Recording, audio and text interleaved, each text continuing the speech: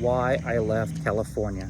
Now, growing up in Ohio in the 90s, I was going to arts high school, and you know, the arts high school was cool to be an artist. It was cool to be gay and stuff like that. So, but then all around me in Ohio, well, the conservative right was in charge, and of course, like a kid, I had the opposite view. I thought, you know, hey, anything against the establishment is cool and this and that, you know.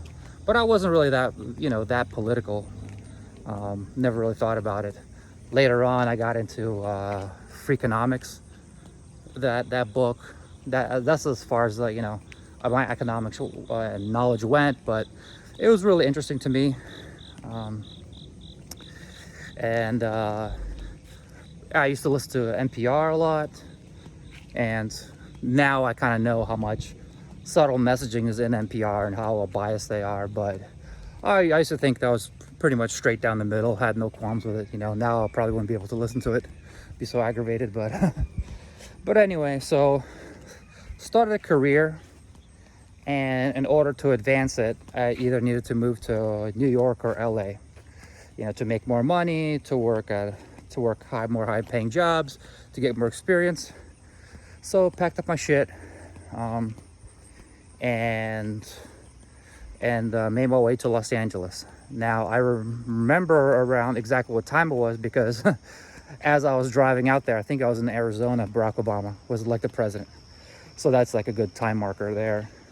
I was listening to the radio. And I was enjoying LA, like, you know, like you would any new city, because it's interesting. It was quite different from Cincinnati, Ohio. I mean, the bar scene, the authentic food stuff, that was pretty amazing. It's really good. The weathers, I love that it never rained. And the constant summer, everything was great. It had a great feel to it, you know. But as you keep living there, things starting to wear on you. It's almost this feeling that the city or the area is kind of against you, in a way that if you can think of a grind, you can think of a way to make money. You can count that in a couple months later down the road, they'll try to make it illegal. They'll try to pass some laws against it. Basically hinder it in any way possible. They would demonize you as some greedy asshole, and you know, they should regulate you out of existence, you know. And what aspects of that happen? Let's say I was a freelancer, right? Well, never mind the shock of was not political before, but starting to freelance and starting getting all the money up front, you're realizing how much money you still owe the government, you know, and how you know, after you realize that, like, oh shit, at the end of the year you owe a ton of money to the government, and you add up and you're like, wait a minute, why do they need half my income for? Like, I just use the roads, the police a little bit. I mean, I appreciate the courts or whatever, you know, but with half of my money, like half of the day I'm working for the US government, you know. But aside from that, that's a national issue, you know. But locally, let's say I wanted to buy a duplex or any kind of real estate property, right? You know, you see a lot of properties that you want, but hey, you know, they have tenants already in them, and basically they're sold with tenants, and you're kind of like, well, can I just buy the building and tell the tenants to move out, you know, because their lease has been up, like they've been living there, you know, for a while, you know, the lease is up and they're paying way less than market value. What they're like, market value is $2,000 a month and they're paying $600. Well, no, you see, there's something called rent control. You don't really own the property. I mean, technically you kind of do, but you know, you actually really rent it from the government, because you have to pay property taxes on it, and you can't kick these people out. I mean, you can't increase the rent, you can't remodel, you whatever. You're just some weird middleman, you know. Technically the government owns this land, owns this building, and the government has tenants. You can, you know. So, I mean, I guess if you play the game properly or whatever, and then find loopholes, way to kick people out, remodel. People, there's a double-edged sword. People can make a ton of money because this causes a huge demand for rentals. But it just having that realization, like, wow, you don't own this piece of property, So I ended up buying a duplex, but I wasn't renting it out. Like I was renting it out just to just renting out individual rooms, knowing that my property wasn't properly remodeled, and if I didn't have the money to remodel it, and if I was to rent it out at that point right away, I would be stuck with a tenant that I could never increase their rent on. They could be there for 20, 30 years. Later on, I'm gonna have the money to remodel the unit.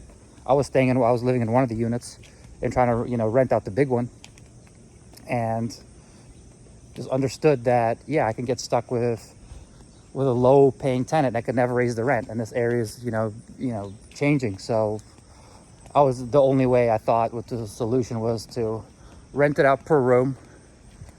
And, people renting rooms, they actually, they stay a couple years, but they're not going to stay forever. So that was a workaround on that. But then, that kind of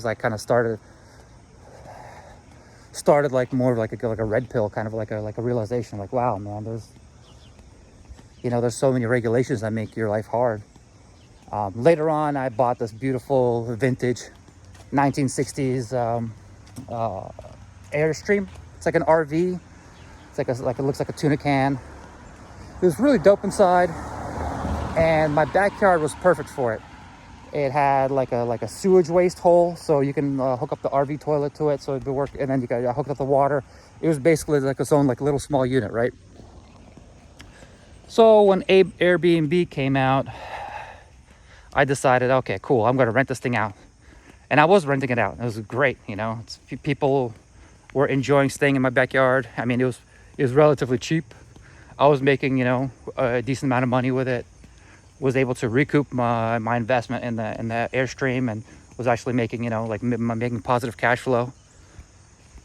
And then they banned it, which really hurts because if you know LA, you know the homeless situation. You know that if you want, you can take a tent, you can camp out anywhere you want, right? Just put a tent up and you're on the street. There's crazy ass homeless encampments. It's hard to even like go jogging because there's just these homeless encampments everywhere, and the RVs are everywhere outside. And they would basically they would pour sewage and their feces like down the street, down the drain. It always just horrible smell. There's guys with trucks bending metal, recycling metal, and they had like multiple broken down trucks on the street. It was just rough, and just to think that they would ban my little Airbnb operation. I mean, like, this is nobody was forced to stay there, right? What could happen? An earthquake is going to shake down that RV. I mean, there was absolutely no reason to, they're just cruel, basically what would technically, because I owned a duplex, you can't do Airbnb in any rent control, because it's a duplex, it's a rent control property. And you can't do any kind of Airbnb on a rent control property. And there's probably some other thing that you can't. There's like another like punch in the face where you can't rent out a temporary structure like a treehouse or like a camper in your backyard or whatever. Even though it's completely safe, it's off the street, it's not bothering anybody. It's not a party house because you're not going to disturb the neighbors, because the people who were renting my little Airstream, they're like single or a couple people, and then nobody's going to rent an Airstream and try to throw like a 50 person party. So it's completely innocuous. But just things like that, right? It's like any kind of little grind, little hustle you can think of, they make it illegal. The final straw that broke the camel's back is California CA5. Basically, they want everybody to unionize, and they want everybody to go. They're very Basically, the government is stuck in the 19th century. They're old school. They don't know how work has completely changed. Basically work has changed, so everybody's going to be working in small teams, and everybody's like a hired gun, right? They don't realize that they're still in the Henry Ford factory model, where you have a union boss, and you're fighting for, your wage, and you're to increase 5 minutes to your bathroom break, and all this irrelevant shit that doesn't matter anymore. But yeah, basically, they wanted their main goal was to make Uber and Lyft drivers for them to become legal employees. Now, no more contractors. And so they passed this law. They have this thing, ABC test, and I fell victim to that, right? I consider myself a freelancer. I've always been a freelancer. They hire me day by day, or I can, let's say they hire me for like a week or two. I negotiate my own terms. Everything works out beautifully. There's minimal paperwork because I don't want to get paid by the hour. I have a set day rate, and if I finish my work ahead of schedule, I'm, this is cool. I don't need to get paid by the hour. Obviously, if they ask me to stay really long hours, we can negotiate an hourly rate after my 8 hours, but that hardly ever happens. I don't need I don't want to get paid by the hour. I'll give an example. My friend was working at the studio. He was working on animating a logo, right? And he really needed like an animator. He really needed my help. So he hit me up, and they said, this studio could really use your help, whatever, you're my friend, could you help me out? I was like, okay, cool, I'll do you a favor, I'll do you a solid. But the thing is, this company was like a bigger company, and they were following all the California laws, and basically, nobody could be freelance. There's no exceptions. I can see why they do that to companies, because you can negotiate with the company. Say you have a day rate, they could pay you the full day rate, but if California deems that this person was an actual employee, they can demand payroll taxes and all sorts of stuff that you already paid everything to the employee. Not the employee, the worker, right? So your freelancer, it's on him to pay that, but they can demand that again from the company. And the company, if it had a lot of employees, they could be out the hook for millions and millions of dollars. So I can see why big companies have to follow this law. And I was helping this guy out for basically one day, but the paperwork lasted multiple days. And at this point, I was like, man, this is a California only law. And if I could just get the fuck out of California, I could have my fucking freedom back. I know that assholes like Joe Biden are basically trying to, with the PROS Act or whatever, try to initiate this ABC test countrywide. So I'd have to no choice but to leave the fucking country. But yeah, basically I worked for a day, but because they had to treat me as an employee, I had to fill out so much paperwork. Literally, the paperwork took more time than the actual work that I did, which was nightmarish, man. I'm an artist. I like to do freelance stuff, man. I'm a creative person. I hate paperwork. This kills me, right? It makes it so hard. With the system before, I just negotiate a day rate. I work the time. I might sign the NDA, non-disclosure. Maybe I might sign some whatever company policy, but a few signatures, and I'm off to the races. At the end of the week, I have my own template. I invoice them, and I receive a check. Simple, right? I had to with this company.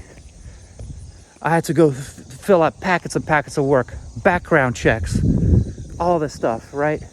And this might seem very petty, but actually this makes a huge difference. This is a big deal.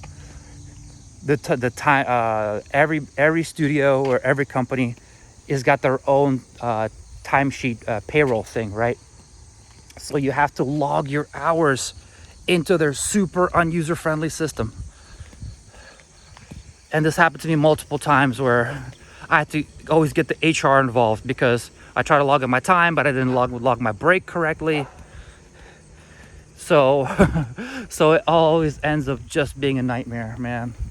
It sucks, man. So the CA5, and then with the COVID, here's the thing with the COVID and remote work being acceptable. You know, usually you have to be an exceptional, artist, or you have to get special permission or whatever. There's be a special case, you have to be insanely talented, or you really have to work it. With COVID, it became mainstream. This goddamn dog. It became mainstream. What? Hello? You friendly? Yeah. I don't know. It became yeah, one second. Oh, this dog. Oh! Hey, get over here. Now. Here. It became mainstream. It became mainstream to freelance. Everybody can freelance. It's acceptable now, you know. Now it's cool, right? So I was just sitting in California. I mean, yeah, I didn't have to sit in traffic to go to a studio, which was a plus. But then I was sitting on smog ass Los Angeles and like, fuck, man, I could be anywhere now. I can avoid this fucking CA5. I can live in a place with way lower taxes. I can actually invest in real estate with way better rent to price ratios. I mean, I could just totally plus my life in every single possible way and still work for a New York or a California company. Freelance the way I like. So it all worked out great.